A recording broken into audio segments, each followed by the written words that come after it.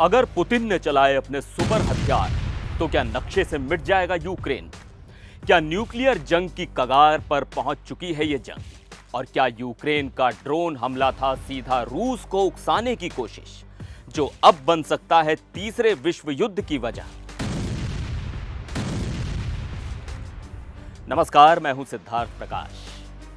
रूस और यूक्रेन की लड़ाई अब एक ऐसे मोड़ पर पहुंच चुकी है जहां से वापसी आसान नहीं लगती। यूक्रेन ने एक ऐसा हमला किया है जो न सिर्फ रूस के घर में घुसकर हुआ, बल्कि सीधे पुतिन की नाक के नीचे प्लान किया गया।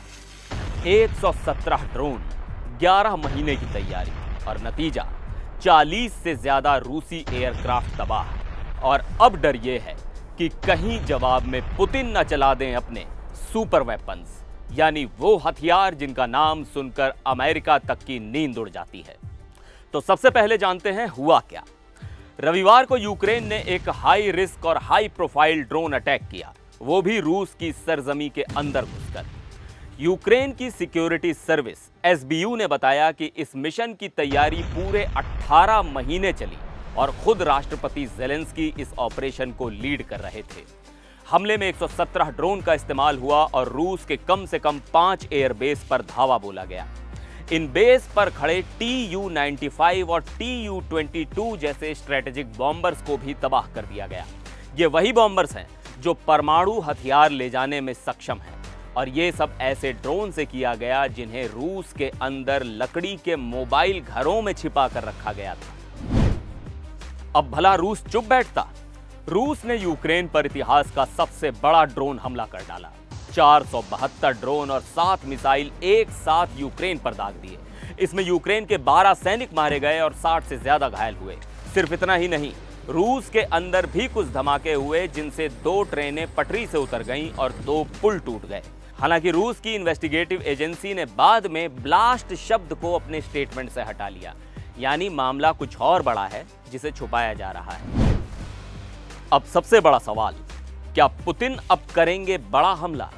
क्या यह हमला उन्हें मजबूर कर देगा सुपर वेपन्स का इस्तेमाल करने पर? 2018 में पुतिन ने पहली बार दुनिया को अपने सुपर हथियारों के बारे में बताया था।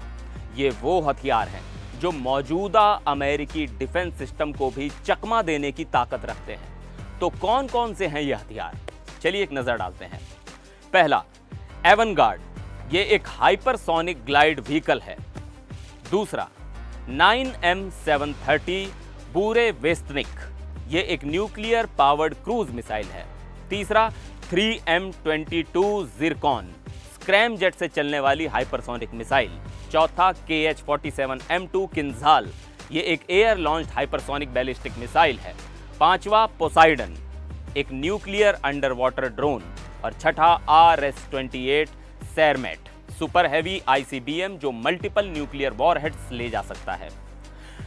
अब तक ये हथियार सिर्फ एक शोपीस थे, लेकिन अब हालात बदल रहे हैं।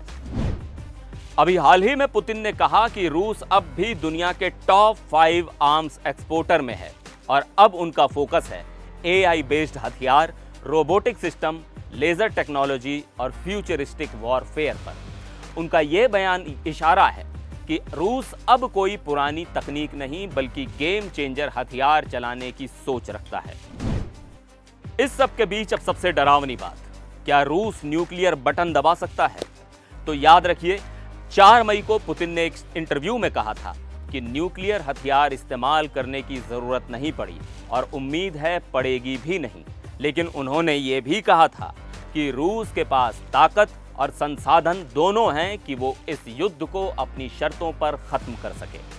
यानी न्यूक्लियर हथियार का दरवाजा पूरी तरह बंद नहीं हुआ है। और नवंबर 2024 में उन्होंने रूस की न्यूक्लियर डॉक्ट्रिन को भी अपडेट किया था। अब ये कहते हैं कि अगर कोई परमाणु ताकत रूस पर सिर्फ पारंपरिक हमला भी करे तो भी रूस न्यूक्लियर हमला कर सकता है। तो क्या अब ज़ेलेंस्की के इस हमले के बाद पुतिन सुपर वेपन निकालने ही वाले हैं? क्या न्यूक्लियर हथियारों की घड़ी एक बार फिर रात के 12 बजने के करीब पहुंच गई है? सवाल डरावना है और शायद जवाब और भी ज्यादा। कमेंट में बताइए, क्या यह हमला यूक्रेन की बड़ी जीत है या एक और बड़ी तबाही की शुरुआत? वीडियो पसंद आया हो तो लाइक कीजिए, शेयर कीजिए और सब्सक्राइब कीजिए। फिर मिलेंगे एक और वीडियो में, तब तक के लिए नमस्कार।